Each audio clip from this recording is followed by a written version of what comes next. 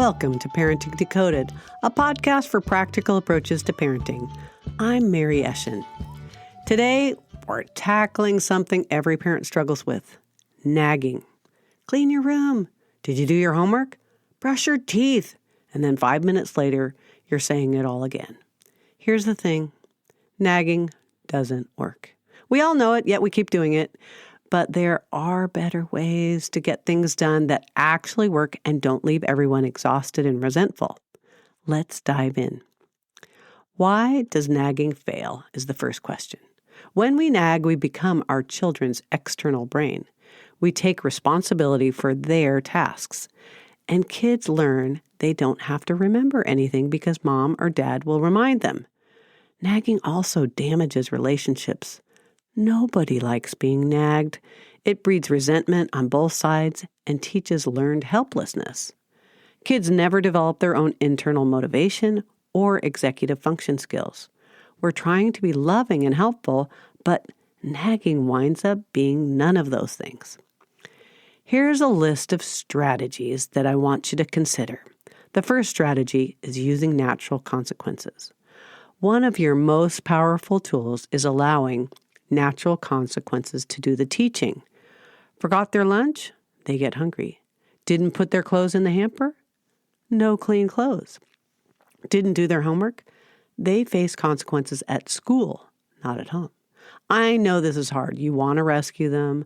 You're trying to be loving, but would you rather they learn now when the stakes are low and they are young, or later as adults when consequences are serious, like not paying their bills or showing up for work late because they can't set an alarm clock? Use judgment for safety issues, but for most daily responsibilities, stepping back is incredibly effective.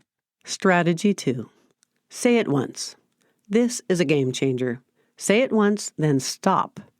Dinner is in 10 minutes. Please set the table. That's it. No repeating, no reminding, no following them around. If you say something more than once, it means you're telling them that you don't mean it, that you'll handle the reminders instead of them learning to remind themselves. If you say something once, then do it yourself, you've also taught them to ignore you. What happens when they don't do it? The consequence kicks in. Yes, you do have to figure out the consequences. They miss eating with the family, or they sit there while the food gets cold and they set it then, or maybe mom is only available to take kids to the mall to shop who've set the table as they were asked. The key is following through consistently. Strategy 3, create routines. Instead of nagging about the same things daily, build them into predictable routines. Morning routine, wake up, make bed, get dressed, brush teeth, eat breakfast, pack backpack.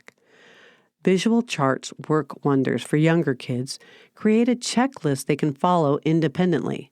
For older kids, have weekly check-ins to review what needs to happen. Then it's on them to manage it. Strategy 4, problem solve together.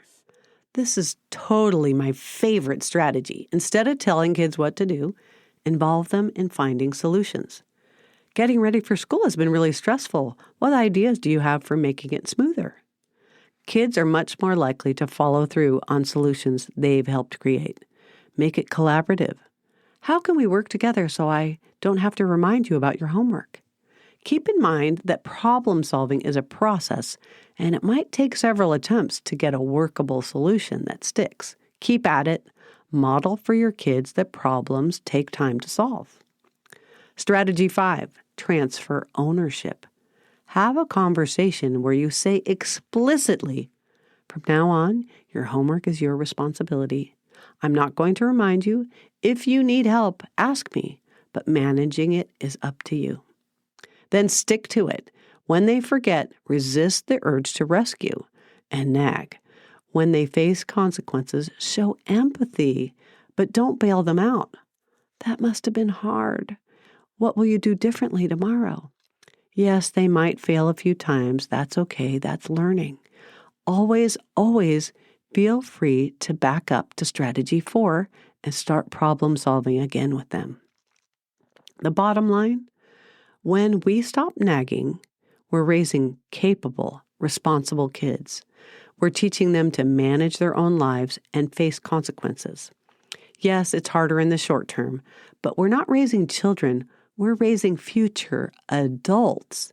And future adults need to know how to function without someone following them around. Start with one strategy, pick the area where your nagging is worst, and try to find a new approach. Give it at least 2 weeks before deciding if it's working. You're not being lazy when you stop nagging. You're being intentional about raising responsible, independent kids. You've got this. If you need help, please reach out to me via email. Thanks for listening. Have a blessed rest of your day.